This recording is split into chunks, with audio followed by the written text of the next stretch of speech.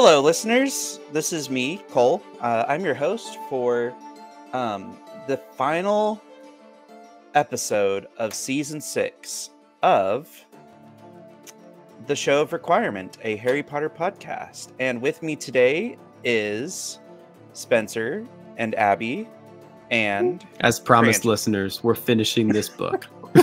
We are finishing this Abby book. and I are finishing this book. So here we are. Guys, what And are the your whole thoughts series. And the whole series. We're done with this whole series. So what thoughts do you guys have about this final chunk of the final book of Harry Potter? It's a banger. Yeah. It's a banger. It's the best part of the whole book, in my opinion. IMO. I mean, Return of the King aside, one of the best conclusions in all history, in all media, other than the Bible. You're right. The second greatest work of fiction. Yes. What do we want to put it that way? Yeah, the second. I mean, I think so. I think there's a lot of great conclusions. There's a lot of, but I think the best ones kind of address everything that's been building up to it, which this one does. It has very high stakes.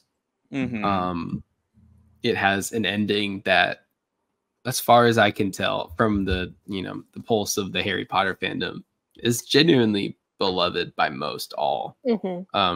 Very, very few people have a ton of problems. Like, if they don't have problems with how it ends. They usually have problems with the nitty gritty stuff, which we might talk about some of those things. It's a triumph. I mean, goodness, one thing we do want to talk about, just with how people react, how people react in general to this chunk of chapters. There's a lot of emotion in this section.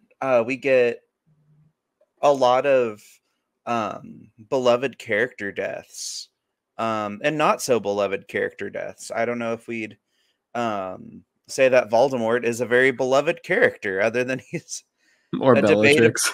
Bellatrix. Bellatrix is a beloved character. I'm gonna fight on that one. Fan favorite. Yeah, fan favorite. But yeah, there's a lot of emotions in this, and just starting with chapter 31, there's a lot of, like I said, emotional parts in this, and I think that's part of what makes it so good, so not torn apart by the fans. Yeah, I would agree with you, and I think I'd be remiss if I didn't mention that I feel like this section does completely flip fans' interpretation of a character. Like a pancake. Oh, that is in this section, isn't it? It completely changed. And I mean, in hindsight, we've always thought of this character. It's Snape. I'm just being facetious here. We always thought of that. Now, in hindsight, it always feels like, oh, we always thought about the character that way. But when we were all first reading this book, that was not known. No. When we all read the first few pages of Deathly Hallows, we thought Snape murdered Dumbledore and changed to the dark side for realsies, and he was always that side of the double agent. So it's wild. That's just a huge plot twist that I think we take for granted. There's like 3 plot twists in this section. To reference one of the most hated Indiana Jones movies, you are a triple cross. That most was hated Temple of Doom. No, I guess Kingdom? Second most hated. Then it was Kingdom. Oh, okay. I don't even remember that. Oh no! It's Kingdom of the Crystal Scoliosis. Listen, I had that movie memorized for a long time. So you're the only one. I am the only one. Chapter 31. So, chapter 31, the Battle of Hogwarts. As I say, Abby and I were pretty much in the middle of things when we left off last week. Yes. For it being the Battle of Hogwarts, it's pretty much already started. But yeah. Right. I mean, I guess this is where we get into the nitty gritty. Honestly, one of my favorite parts of the movie is where they're just setting up for this giant battle. This breath before the storm, as Gandalf put it. I rewatched all of the Lord of the Rings movies the past week. Excellent. Good stuff. We did a rewatch of the Lord of the Rings movies on Fandom Done Right. I think it's time for another one with Rings of Power season 2. It's so in depth. We could just do 3 more rewatch episodes. Yeah. I was gonna say before you said that we could have done like 6 months on the Lord of the Rings, and we were like, let's do 4 episodes. Let's do 4 episodes, guys. So anyway. I mean, here everybody takes up their battle positions, and then Harry is like, "Oh hey, we should go get this Horcrux." Oh yeah. What do you guys? I think when I think of the Voldemort doing his voice projected over the whole place, I always think of the movie when they have that girl just blood curdling screaming. Mm-hmm. Yeah, that was nice. That was a nice touch. Yes. I mean, I would be freaked out if I was hearing somebody else's voice in my head too. Also, where's Professor Snape? He has to use the common phrase "done a bunk." But we would be bad Harry Potter podcast hosts if we didn't mention the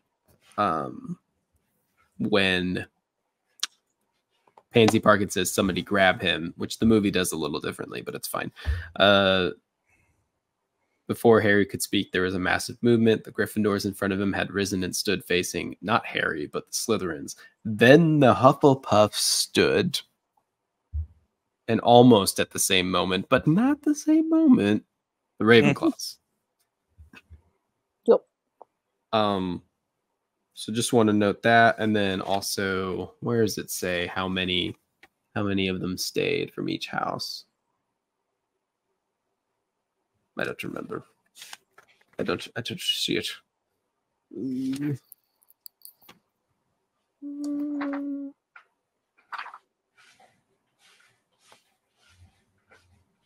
But anyway, they slowly, there we go. It's the same page. I'm just a silly goose.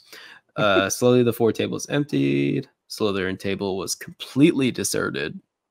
I've heard some fans saying, "Oh, a couple of Slytherins stayed behind." That's not what happened. Nope. At least that was my headcanon at some point in time. A number of older Ravenclaws stayed seated. Even more Hufflepuffs stayed behind.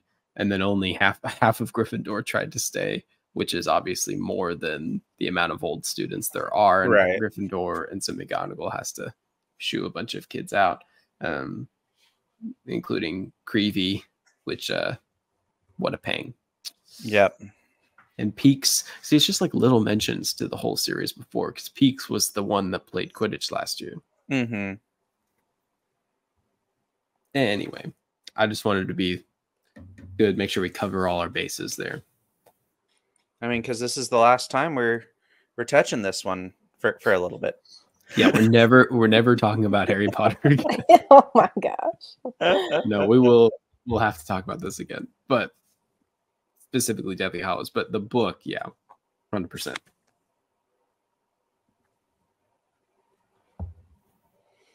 Let's see what else is in here. The Gray Lady. The Gray Lady, yes. And that whole exchange. And she tells him where the Horcrux might be. And then she actually really doesn't tell him anything about where it is. In the movie, she just straight up tells him it's in the room where it is hidden. Something like that. I don't know. Yeah, but Book Harry is smarter. Memorable parts of the movie. I feel like it's a good part of the movie. It's a good part of the movie. It just the dialogue never sticks with me.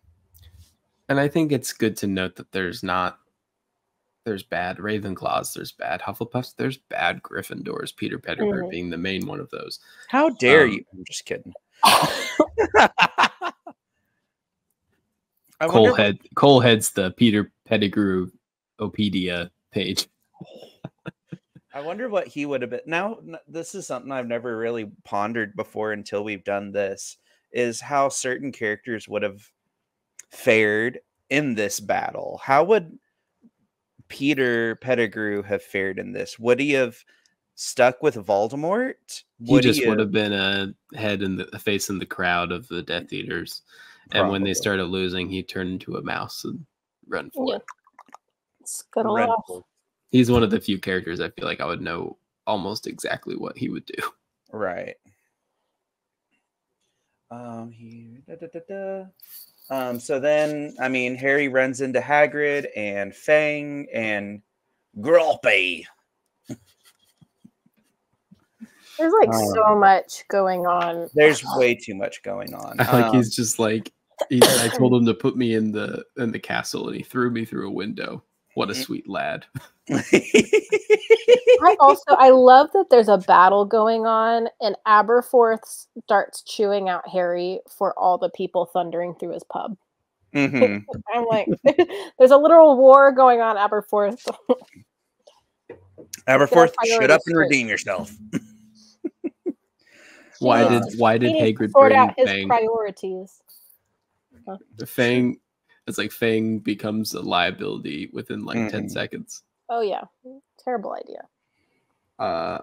Cole won't want me to bring this up. Is that in this chapter? Yeah, it is. Well, first off, Neville's grandma comes. Yes. Wish that had been in the movie. With the hat and everything. With the hat and everything. Where is it? I can't remember. Is Snape? No, Snape's not dead yet. Snape's flew out the window. When Harry meets up with Ron and Hermione, Ron and Hermione have their very we're going for it romantic moment. I mean, we've been building up to this. It's been hinted at for so long. But of course, what motivates Hermione to do it is Ron bringing up the house elves. They'll all be in the kitchen, don't they? You mean we ought to get them fighting? No, said Ron seriously. We should tell them to get out. We don't need more toffees, do we? And obviously I'm a sap. I love the kiss and everything. And the movie is a phenomenal scene. The movie did do that pretty good. And the movie did really well. But I love they're just kissing in front of Harry. He's just third wheeling. He's like, is this the moment? Harry asked weakly. Oi, there's a war going on here. Have you guys seen Luna? Because I could breathe fire right now. Crantis, what did you do? Anyway, just a very sweet moment. But yeah. But then we go into the Draco, Crabbe, and Goyle. Goyle was mysteriously missing from the movie. That's a fun trivia fact for another day. That one I don't know. But you can we can talk about it later. I know. He's the only actor, so far in the Harry Potter people that got a criminal record while they were still filming the movies. Fun story. We'll talk about it later. Yes. Crabbe and Goyle are just idiots. And pretty much Ron's, if we die for them, I'll kill you, Harry. Yes. I think Jim Dale held nothing back either, where he's like, we could do disillusion charms now. What's a diadem? What's a diadem? It's like almost like a troll. Yes. So yeah, we get that Horcrux taken care of, and I like that they betray Malfoy. You know, yes, I hate Malfoy Malfoy no longer has the control. You know, what happens at the end? We die for that. Kill you, Harry. This is where Fred dies. I hate it. Rip in pieces, Fred.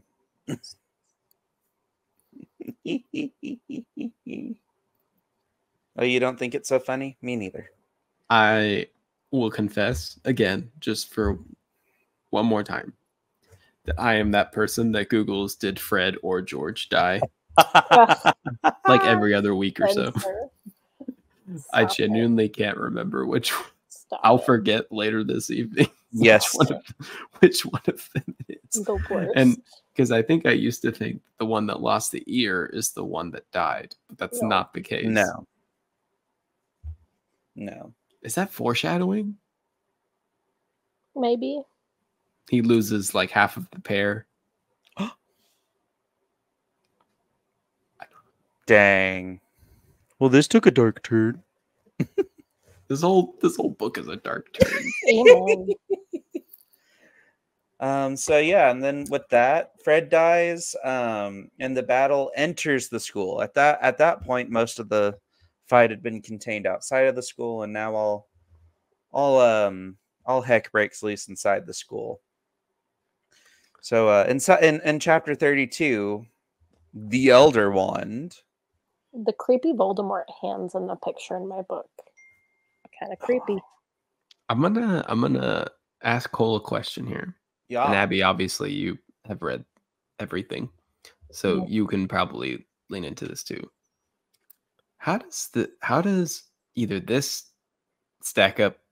How does the Last Olympians final battle stack up with this?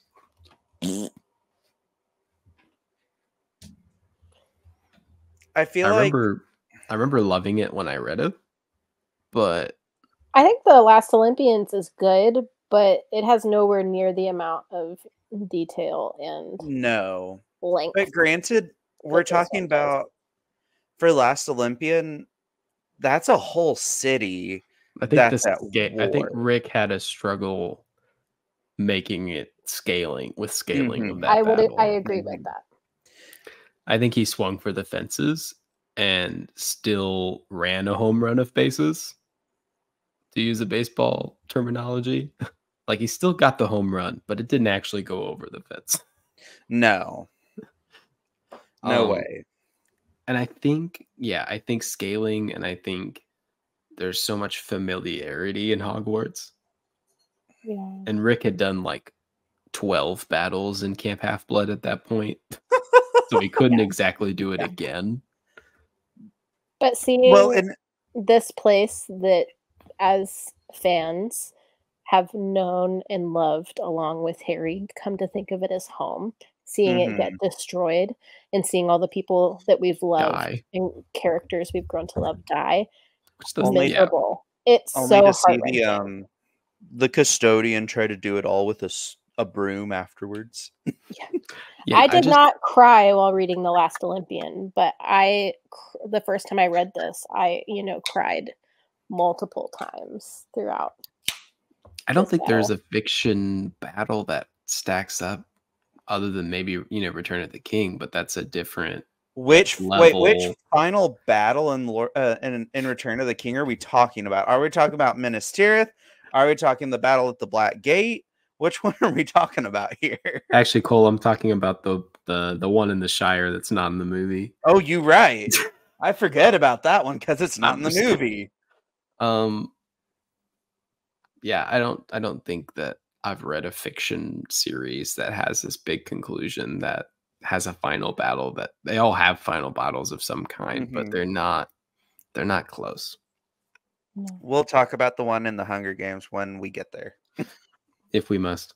If we must. Honestly, I had to reread it like 2 times in order to understand what was actually happening.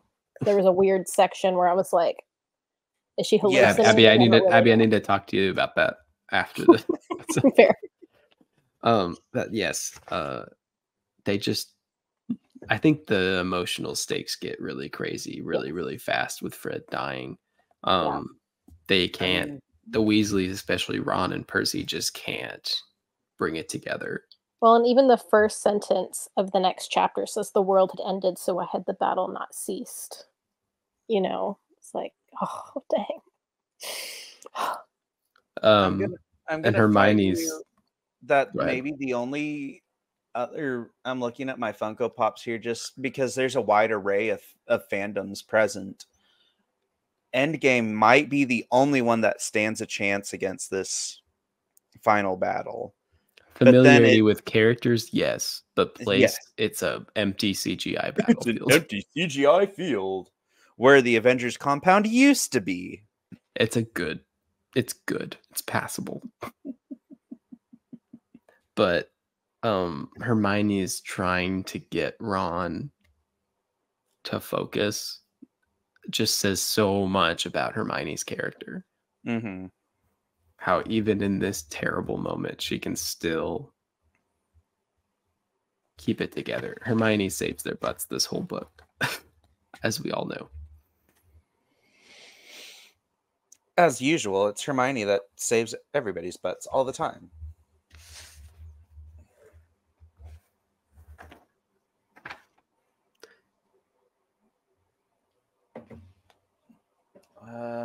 Honestly, it's just so hard to talk about. It's just so, there's so much happening, and it's just so sad and like a lot. Oh, is this where we yeah, so there's all this battle stuff. Harry gets a vision. Quit. I'm trying to think what the shout outs of this section are. Well, the transition from this chapter to the next one is important. Well, I was going to shout out Professor Chilani throwing down crystal balls. I have more. I also love that the portraits are all running around and cramming, trying to encourage. Like, just, it's like the equivalent of like eating popcorn and like cheering for like, different teams. Like, I think this is the first time in the series Hogwartians has been used.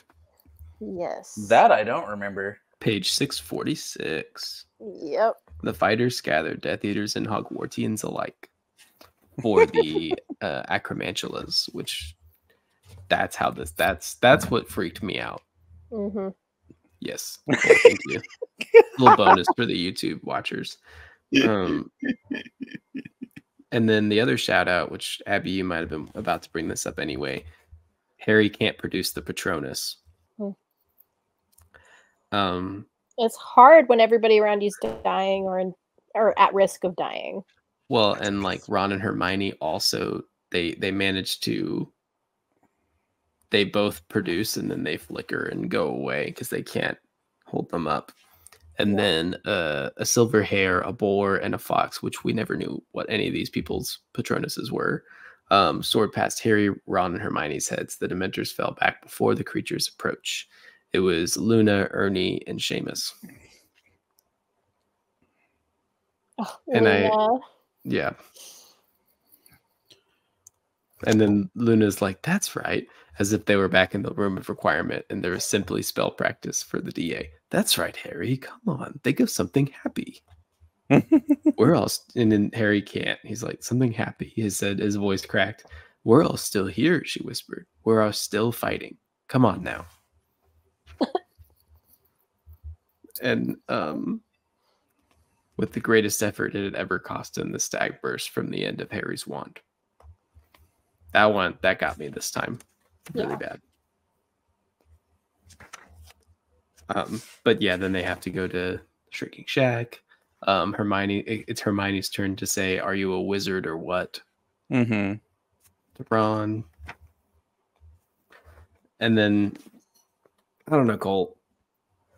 Voldemort and Severus's conversation dragged way too long. It did drag way too long. I'm like, we get it. Yeah. You killed Dumbledore. The movie did this on Tuesday. Dumbledore!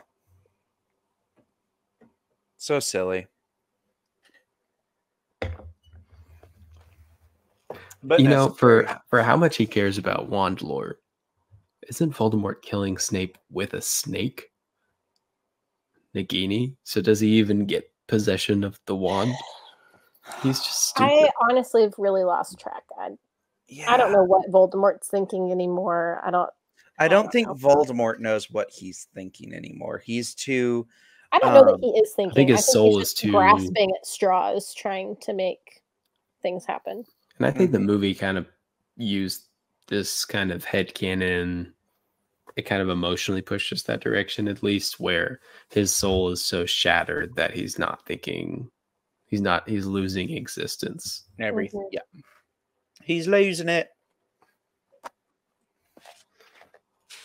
But poor Severus. If we must. So, yeah. Good old Snapey dies. And, take it, Harry, take it. You have your mother's eyes. This is the Shakespeare version. Snape played by Patrick Stewart with a wig. Oh, no. Honestly, I kind of like the books just like, look at me. Mm-hmm. Because we all know what that meant. Right. Well, it's like one little reminder that Snape is still a weirdo. Hashtag got him. Got him. I mean, it was the last time he would get to look at eyes that reminded him of the woman that he loved. That's the last thing he wanted to see before he died. Yeah.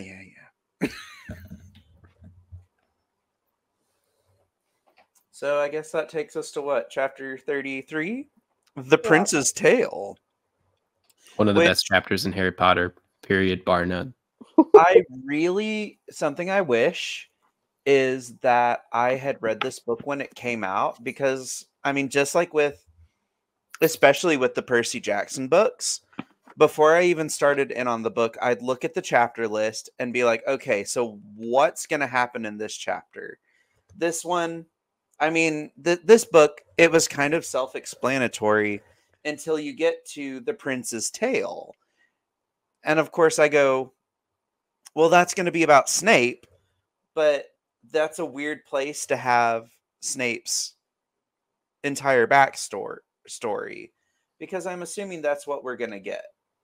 However, I read this book probably 10 years after it came out. And so I already knew what was in this chapter. Unfortunately.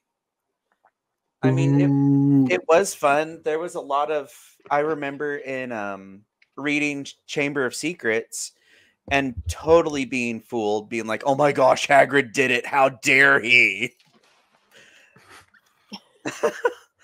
But so there were still some stuff that I read eventually that it still got me. But this one was a little bit of that. I didn't know everything and the gravity of everything, but I still pretty much knew the story. I think I might have known. But like my brothers would explain things, but like kind of vaguely. I was really young. So maybe I didn't. Maybe they had told me in early on and then I forgot. And by the time I was reading Half-Blood Prince, I didn't want to know. Right. So I don't know. I think it's a good time to have his backstory. Yes. It gives us like a respite. A break. Yeah. I don't know. And because I mean, it's still and Harry needs the break too, which it establishes. Yes. It still kind of hits us in the heart, though. Pulls them heartstrings. Mm-hmm. So. Well, and you understand a bit more of Petunia and Lily's relationship as well. I think. I mean, aside from all the revelations on Snape, I think that's like the secondary, like, oh, hey, this is something you really do need to know before we wrap up what we're doing here. They have to establish the plot twist. Yes. while also it's like a plot twist is setting up the next plot twist. Because the plot twist was that Snape was good all along, but then it's also setting up that Harry has to die. It's like a plot twist inside of another plot twist. It just don't make no sense. to quote misquote Knives Out. His twixt plot twisted book. It's cursed father. It's twice cursed father. Oh my lord. Probably one of my favorite quotes from that movie. Do you fear death? Would be the other one. So guys, y'all know this one. We get Snape's backstory. We get part of Petunia's backstory. We find out that Lupin and Tonks are dead at the top of the chapter. That's what they hit us with. I love that password is Dumbledore, but the more I think about it, I'm like, but what if the Carrows went to see Snape? Because the teachers all know the password, or is it a second password? Or was it even the password anymore? What do you mean? Like, I don't know. For me, the chances of it being Dumbledore, you're right, whenever like other people are supposed to know what the password is, I don't feel like Snape would make the password Dumbledore. No. And so I'm just kind of wondering if that's like a Hogwarts master thing. Key, skeleton key. Or like, I don't know, it's a magic castle. Like, there's no headmaster anymore. The Abby, castle's I'm under getting attack. into the technicalities. I'm like, what if the room what if the gargoyle just let him in? I think it's implied that Snape set the password to be Dumbledore. Maybe. I don't know. Maybe he told the Carrows like, "Oh, I do think it would be it's weird, what no one would guess," or unless he just didn't share the password with anybody. I don't know. And they never saw him in the headmaster's study. Yeah, which that makes sense too because Snape was doing good guy stuff. I was throwing out different options. Yeah, I appreciate that. But I kind of, if he really wanted to honor Dumbledore, it would have been like sugar plums or treacle tart, or I just want to see Harry run over there. I don't know that it was to honor Dumbledore. It would take you out of the book so much. But what if Harry went up there and he did not slow down until he reached the stone gargoyle guarding the headmaster's office. Password? Bertie Bott's every flavored beans, said Harry without thinking. And to his surprise, the gargoyle slid aside. Oh my gosh. Alas, earwax. Gross. But of course Dumbledore wasn't there. No. How could he be? The pensieve is such a cool piece of the series. Such a huge gimmick. Yes. It's used a lot in Half-Blood Prince, but the one time they make it really count. The one use of it.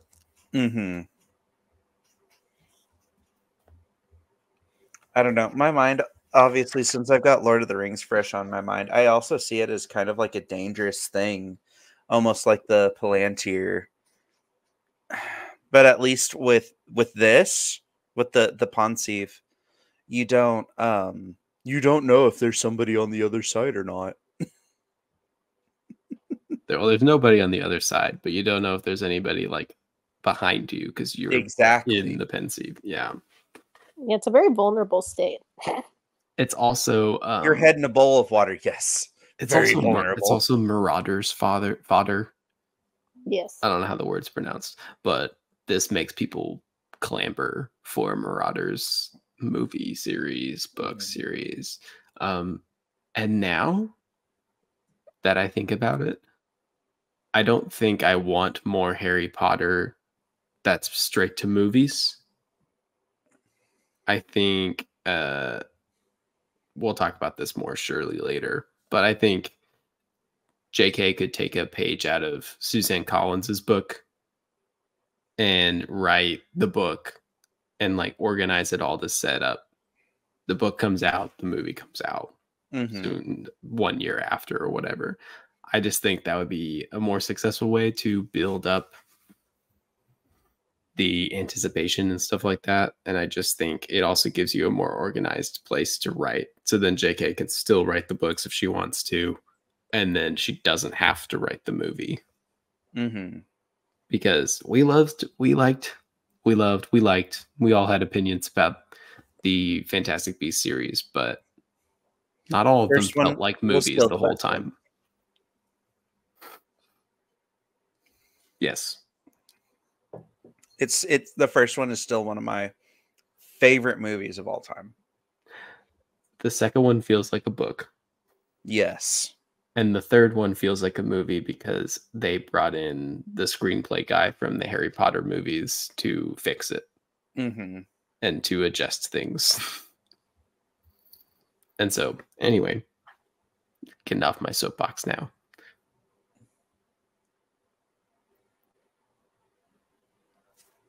Oh, we get it. I forgot we get another discussion with Phineas Nigellus. The portrait of Phineas Nigellus Black. That dog. Where is the Forest of Dean? Now I have to look it up at some point. That's where they were hiding, is the Forest of Dean. Where is that? Cole, it's going to be a Tsushima situation where the Forest of Dean is just like one circle park. That's now a parking lot in London or something. Right outside of London. It's probably some nice big region, but Cole and I had that realization recently that Tsushima is not. Tsushima is like smaller than Oklahoma City. Yeah.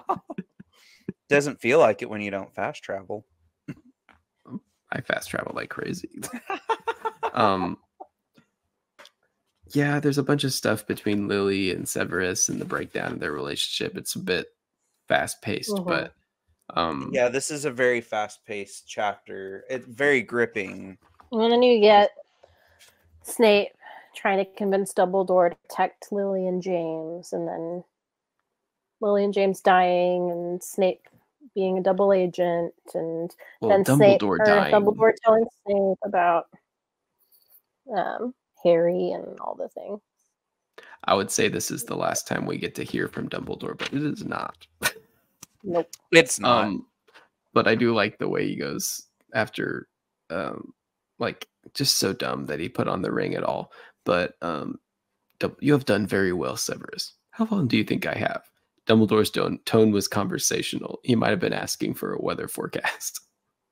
Yep. But yeah, Harry must die. You get the famous line in here too, where everyone quotes "always." After all this time, always. Always. Do you think it has the same emotional deliverance in the book as the movie?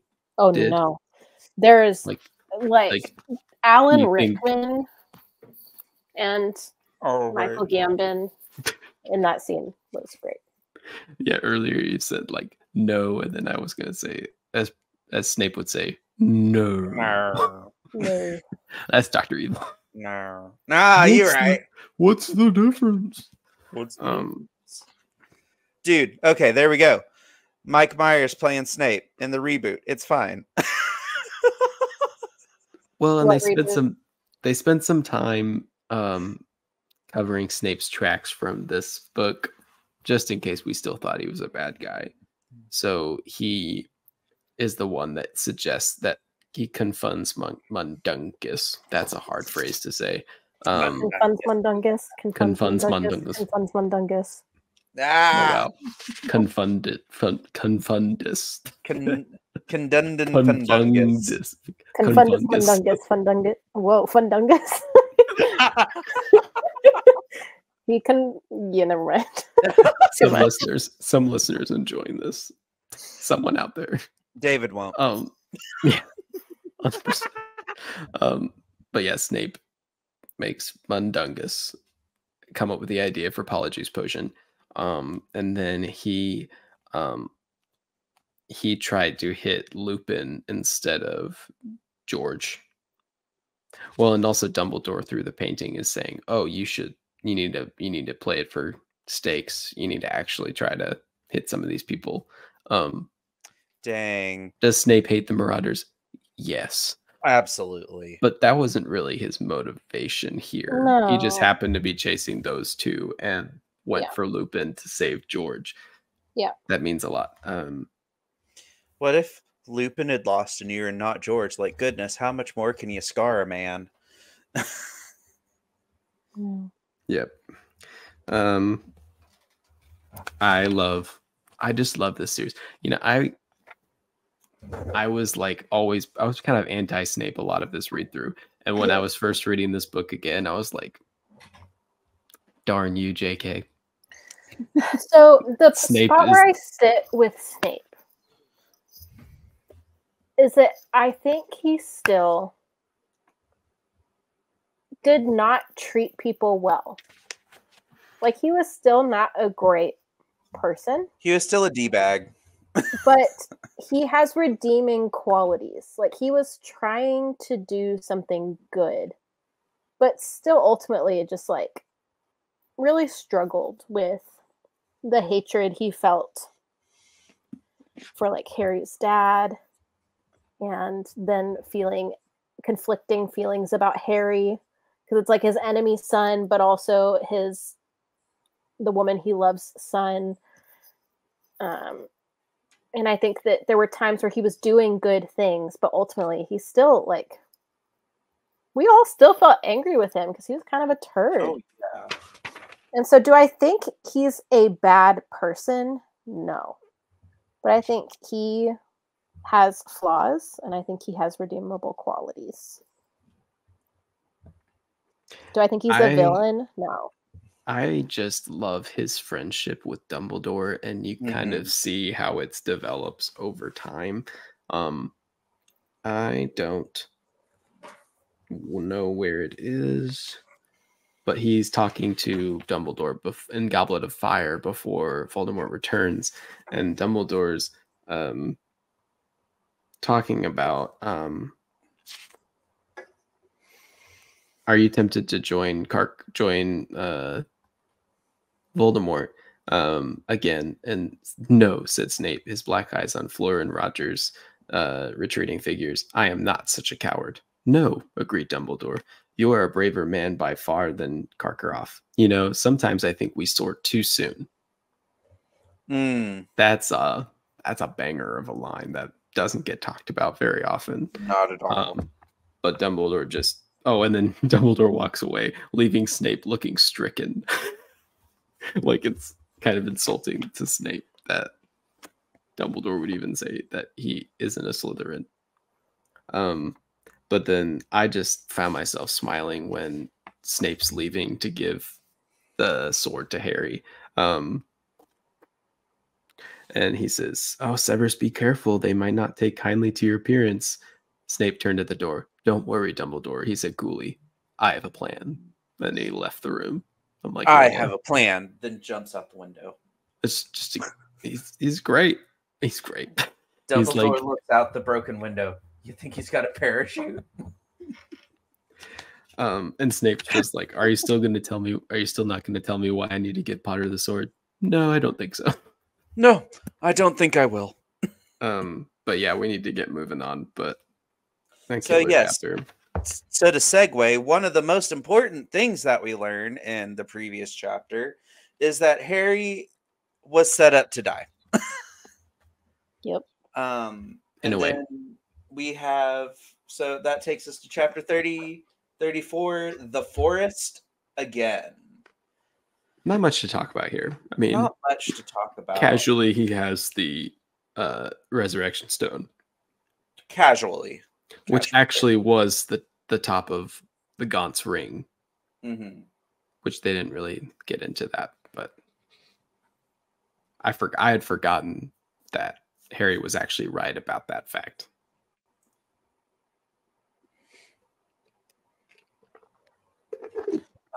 So yeah, what do you mean there's not much to talk about in this chapter? Well, we got to get to King's Cross. You're right. But I want to talk about, because my favorite character comes back briefly via the Resurrection Stone, is Sirius and Lupin. So two of my favorite characters in this. Yep. As well as Lily and James. Harry goes off to confront Voldemort. And by the way, Neville, kill the snake. Yes. Yep, kill the snake. Kill that snake. And then, it's where we go. Harry walks deeper into the forest after saying goodbye to four of the most important people in his life. Not all of the most important people in his life, but four. And he confronts Voldemort and dies. End of book. Good job, JK. What a great way to end the book. She should have. She should have. Make a whole 8th book. It's just like what happens after that. An 8th book would have been wild. Oh wait, we did get that. I don't think it counts as an 8th book. It's a new thing. It's a thing after. Oh my goodness. It's its own thing. It's its own thing. It's built different.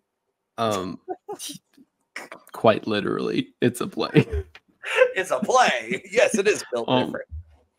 I just love Lily and James being there with him. I would have loved to see more of them. Give us a Marauders thing. So, but yeah, that's really about it. Yeah. King's Cross, chapter 35. 35, not 45. I love King's Cross. I love it. I'm glad the movie departed from the original description of this. Where he's naked. Also, what a weird thing to stand before the ghost of Dumbledore naked. Yeah. But not only that. He's not naked when he finds Dumbledore. He's not naked when he finds Dumbledore? He finds clothes pretty quickly, I think. Okay. Oh, yeah, there he is. He wishes for clothes. Yeah. But also to be in the same room with Voldemort naked. Well, it's hardly Voldemort. What's left of him. Yeah. So, just to establish things, and I've been wanting to talk about this entire Deathly Hallows review series, pretty much. Harry doesn't survive because of the Elder Wand technically being his. That's a movie slight change. Voldemort taking on Harry's blood gives Harry's blood in his veins gives the protection to Harry and Voldemort. Right. Which technically is how Voldemort truly marks Harry as his equal. Yep. And so then Voldemort can't kill himself with this curse. So then he can't kill Harry because Harry's himself because of the blood. So then it kills the Horcrux instead. Yes. Great. it's a touch retconny, but it works. It works enough that nobody complains about it. Yes.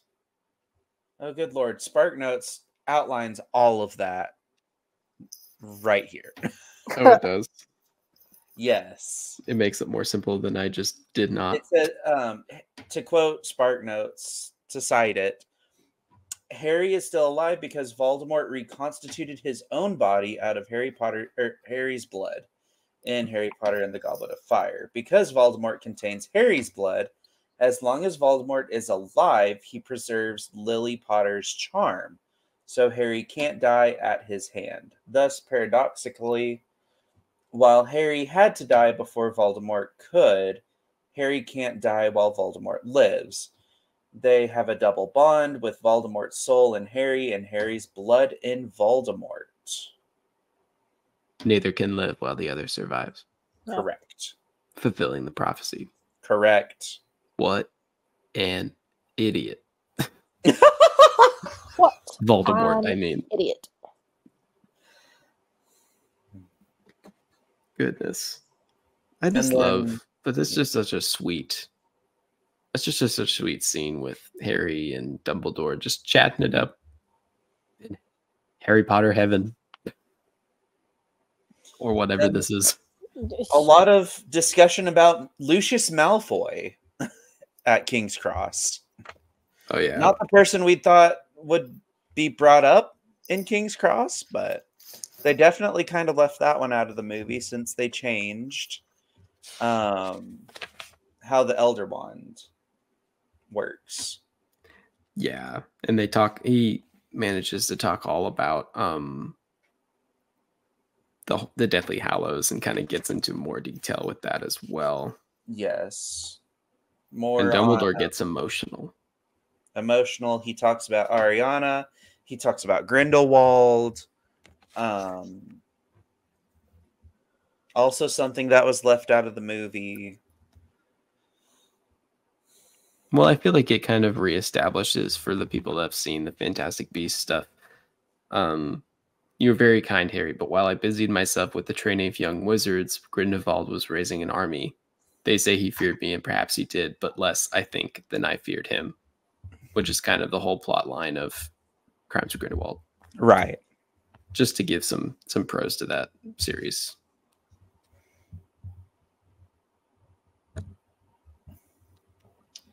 Finally, Dumbledore tells Harry that he can choose to go back to life or move on. In answer to Harry's question, he acknowledges that all of this is happening inside Harry's head, but that this fact does not make the conversation less real. That's so lame. He's not Spark Notes dead. But Spark Notes just butchered my favorite line in the series, I think. Oh, it did. Is this real, or has it been happening inside my head? Of course it's happening inside your head, Harry. But why on earth should that mean that it's not real? It's got to be good when the movie just takes it. Yep. Just pulls it straight from the page. Anyway, I think the rest of it's kind of a rush. Like, very much so. The rest of the book's kind of 34. Did I miss 34 and 35? No, 35 is King's Cross. Yeah, we're on 36. 36. Yeah, 36 and the epilogue is all we have left. The book is so rushed, like you said, Spencer. I mean, it's still a pretty massive book. It's a pretty good chunk of the book too, isn't it? No, it's not. Never mind. Pages left. It's a few pages. I mean, we've got The Flaw in the Plan is chapter 36. That's 724. And then the epilogue ends at 759. But yeah, so Narcissa saves Harry's butt because he tells her Draco's alive. Bunch of Death Eaters lose in the chaos. Mrs. Weasley kills Bellatrix, and she does say the B word in the book, I think. Wait, no, she doesn't. Yes, she does. She does? Oh, Capital yeah, she does. Letters. Capital letters. Caps lock Mrs. Weasley. It's good to see. Do we know what spell it was that killed Bellatrix? Nonverbal. Like the boss asked. Like the boss at speed that she is. In the movie, it did flash green. Yeah. No, I thought she exploded Bellatrix. She did explode. Like she froze her and then went. And it flashed green, and then she dissolves. Abby, are you telling me that Mrs. Weasley is the only character in the Harry Potter universe that can do the Avada Kedavra curse non-verbally? Oh, no. I'm not saying that. Yeah, you are. She's awesome. Hey, at least she's not the only. At least if that's the spell she's done, that's not the only main character that's done in Unforgiven. Harry managed to do the same thing with Voldemort, but with Expelliarmus. So obviously, lots of spells. Snape, the king, the prince of nonverbal spells, still said Avada Kedavra out loud. Voldemort did. I just thought it was funny that we should mention that Mrs. Weasley is now the best nonverbal spellcaster in the universe. Why shouldn't she be? She doesn't get recognized enough for her abilities. On the topic, cooks the bacon. On the topic of Avada Kedavra, what's your favorite way of saying it. Is it Voldemort's or just his Avada Kedavra? That was me and my Not my that many roommate. people say. Well, Not many actually, people I got say it. I got it. It's Mad Eye Moody. Oh yes. Specifically, well, it's Barty Crouch Jr. as Mad Eye Moody. When he kills that spider, what's the actor's name? Gleason. Brendan Gleason. Brendan Gleason. And then and they did like the whole sound. That was back when they did the whole sound effects and everything. I love it. I just love Brendan Gleason. Me and my former roommate, I know Spencer's met him, Josh. It was one of our favorite running jokes when we lived together was to do pick up my Elder Wand and cast the Avada Kedavra spell at each other, but do it in Christian Bale's Batman voice. Christian Bale would have been an incredible actor in Harry Potter. He'd never do it. He would have been an interesting Voldemort. Could he have been a Sirius Black? I was gonna say Sirius Black. A good Sirius Black. That may be one of the few ones that I've liked. Nay, a great Sirius Black. Yeah. Also, maybe Gary Oldman. He might be the only person that would get close to Gary Oldman. Mm-hmm. I just love the behind the scenes of Gary Oldman. What if we had a shot? He's just cute. I just dick him. I said, get your hands off my cards. No, I get him. Could we try that? And it's just like so. I just realized Gary Oldman, Commissioner Gordon. Yep. It's all together. Yep. He looks so different as Commissioner Gordon, though. Unrecognizable. Wait till you see him as Dracula. Honestly, the amount of things that Gary Oldman has been in, and you almost forget that it's him. He's a great actor. He's also one of those great actors that does bad movies. And I applaud that, you know? He did RoboCop 2014. An actor is a great actor when you forget that it's the actor. Right. And I think you do that a lot with Gary Oldman. You forget that it's him. A really good one that I'm pretty sure... No one knows what real Gary Oldman looks like, though. I can say with absolute certainty that you guys probably have not watched it. And he does a really good job is the movie JFK, where he plays Oswald, whatever his name, that supposedly shot JFK. Oswald? Lee Harvey Oswald. Lee Harvey Oswald, yes. Thank you. Who plays JFK in that? Is it Woody Harrelson? No one, because he's dead. It's There's a movie where somebody famous plays JFK. Where someone plays JFK, but no, this takes place. This is the investigation into JFK's death, and it starts with the arrest of Lee Harvey Oswald. So you get that Gary Oldman being like, "I'm a patsy." You know, I did watch a documentary recently. Oh, about. I mean, I can not on this pod, but I can text you my conspiracy theory. I have thoughts. I've seen the videos. I know which way the bullets were going. But to get us back to Cole needs to wrap up. Don't make no sense. Bathroom. Yes. Harry and Voldemort are having their little circle, and they do put two and two together that Harry is the true master of the Elder Wand. It's still a thing, but the blood is also a big part of the reason that Harry can beat Voldemort.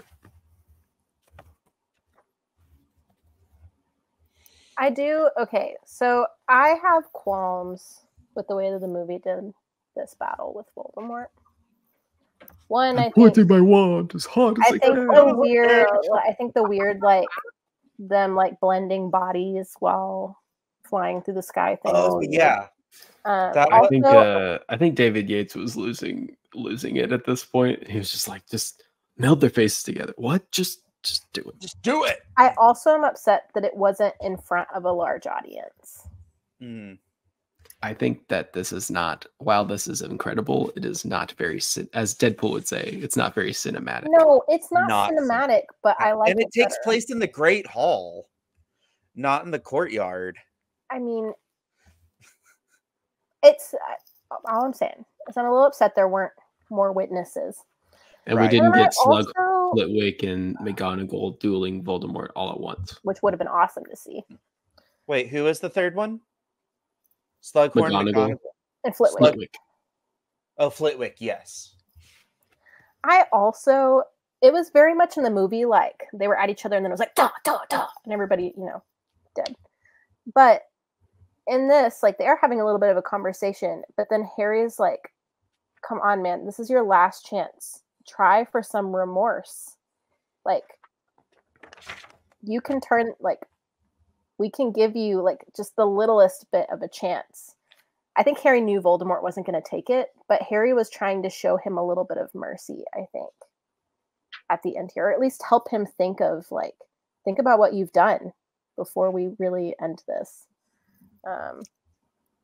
And I kind of miss that we didn't get that. I think that shows a lot of Harry's character instead of just like, using his gun or using his wand like a gun. They say that 50 people died. Yeah, it's a lot. Or 54 people died. Yeah. Oh, good guys died. Yeah, we don't care about the bad guys that died. Although Harry does go back to the headmaster's study. The gargoyle had been knocked aside. Harry wondered, would it be able to distinguish passwords anymore? Can we go up? Yes, the gargoyle. Feel free.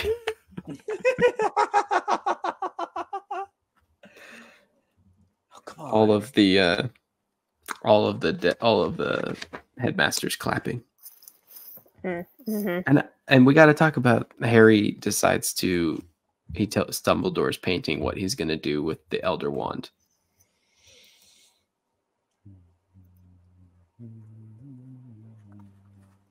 I kind of like that Harry breaks it. I do too. I like that Harry breaks it. I think that's something that fans do split hairs about it. Yes. But I will say what are you going to say? This was one of the few things that surprised me when I read this. Because of course I'd already seen the movie. So I knew that he broke the wand. So I was anticipating him breaking the wand.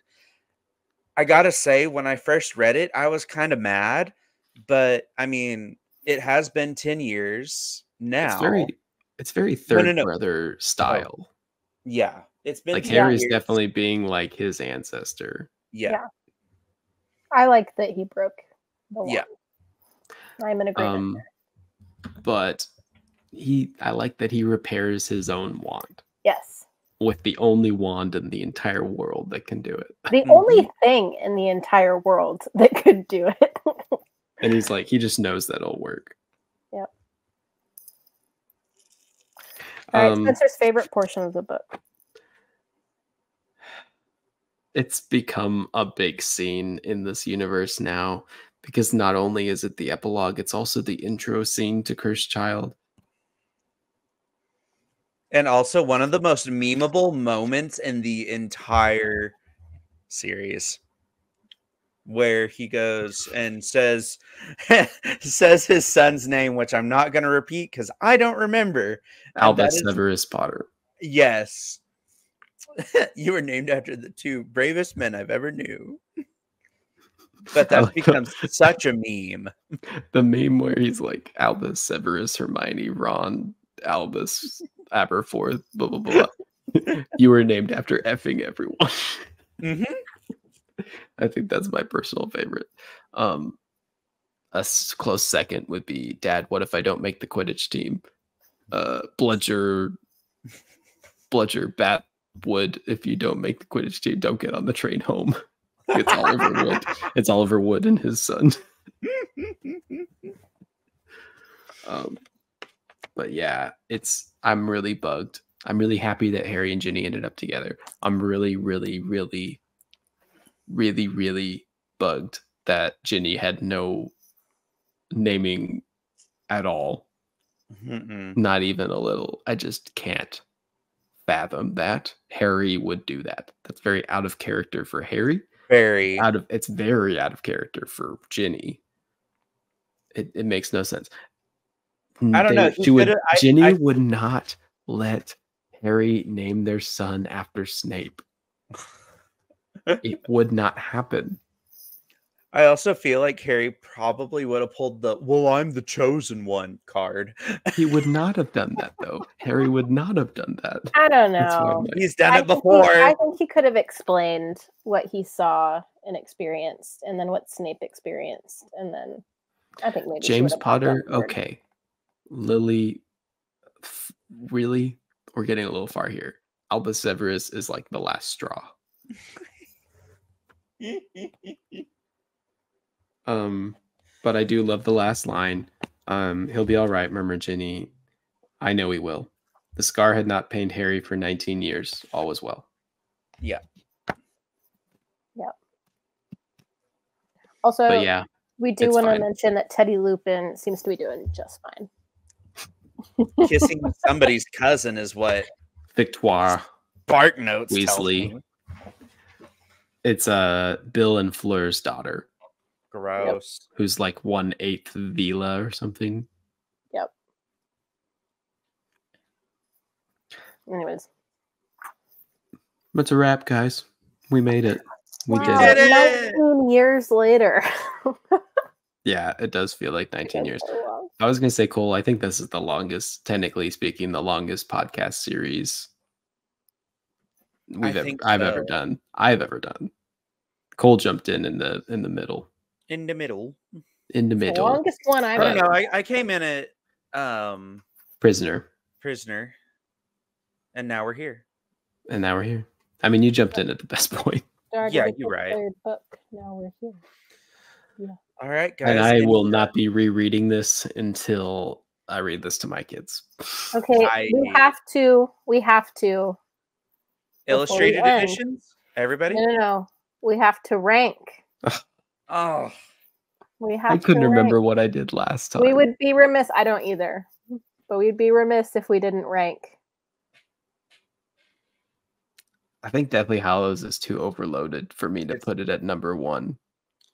I think there's too much. On mine. I have my list. Yeah. You can't just pick up Deathly Hallows and read it. Hey, I've seen it done. You could do it. I've seen it done. You could do that with Granted, that person was a complete psychopath, as I learned. I meant like rereading. Like this is not a book. Yeah. Yeah, just casually rereading Deathly Hallows. I was like, what are you doing? I think it's number 3 for me too, Abby. I think I have Prisoner of Azkaban. See. Sorcerer's Stone. Deathly Hallows. Half-Blood Prince. Order of the Phoenix. Goblet of Fire. Chamber of Secrets. Boo. Okay. I'm going to go for it. I think. I don't have it written down. It's a living, breathing document that could change at any time. 100%. I should have one of those, but I don't. And my personality, I think I would.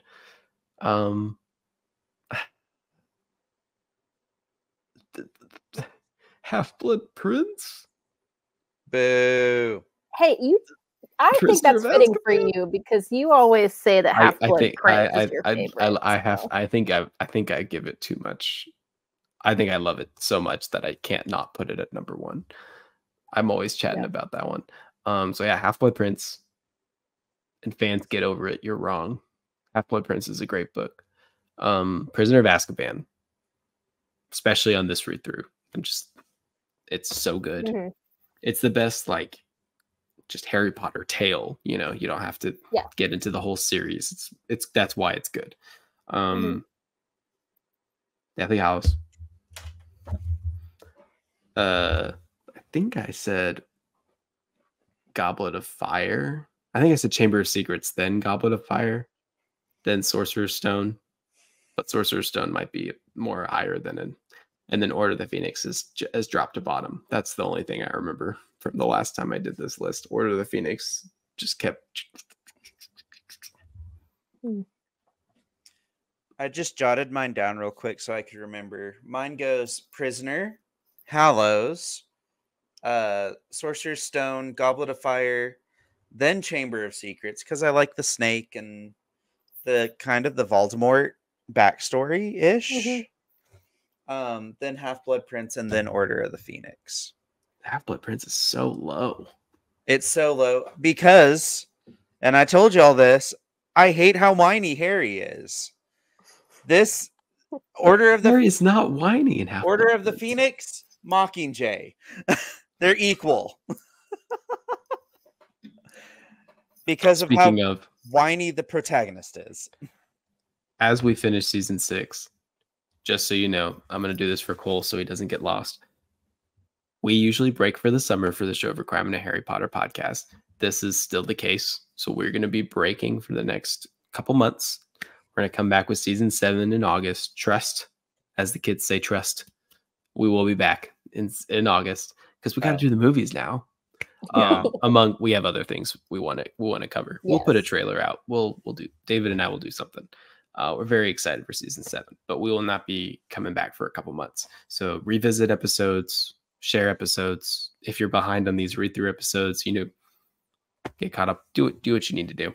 Have a great summer. But if you need a podcast to listen to, there's a new Gazebo Effect Network podcast that is releasing. It should actually already be out by the time this episode drops. It is a Hunger Games podcast. It's a mini-series podcast that my wife Isabel and I are putting out. Abby does not know the title of the podcast, do you, Abby? No. Well, the podcast is titled, and you can search this, should be up there. The podcast is titled, It Should Have Been Gale, a Hunger Games podcast. Oh, no, it shouldn't have. No. We're going through the Hunger Games movies and some books to see if Isabel and I still hold the same opinion that we held before we started the podcast. What's wrong with you guys? That's why most of the captions on the Instagram are get excited, disagree with us this week. It's a great time over there. I'm going to be on it, and I disagree with you. That's part of it, Abby. That's part of it. So at this point in time, I don't know how many episodes we're in the process of recording. The first one's done. Cole's coming on for Catching Fire, and maybe another episode that doesn't have Gale in it. But we're gonna Cole can stomach it. Yeah, we're gonna try it. We're gonna do it anyway. And then Abby's coming on for Mockingjay. So it's not a long podcast. Abby, have fun with that one. It's gonna be a max of like 5 episodes. So you guys really are doing a mini series. The mini series I was planning on doing is like 40 episodes. Well, that's like, I think that's there's a beauty in things being short sometimes, and we've never as a network done just like a mini series podcast. Like, we're gonna do it, and then it's gonna be out there, and then we're done. Yes. It's just interesting and fun to explore, and it was something we wanted to produce together. So you can tune into that. Obviously, the other podcasts are on our network are also fun to tune into. Star Wars Historians, Phantom Done Right. If you like hearing Cole and I be silly with another person, that's what Phantom Done Right is. I'm gonna try to get I've got a little podcast idea floating around. I haven't gotten to sit down and record the first episode and send it to producer Spencer. But hopefully sometime this summer after July 5th, I can get it rolling. Yeah. But thank you for listening to season 6. Yep. So guys, on behalf of Spencer and David and Abby, this is Cole, and this has been the Show of Requirement, a Harry Potter podcast. And for the final time for season 6, just end the episode there. Mischief managed. Mischief managed.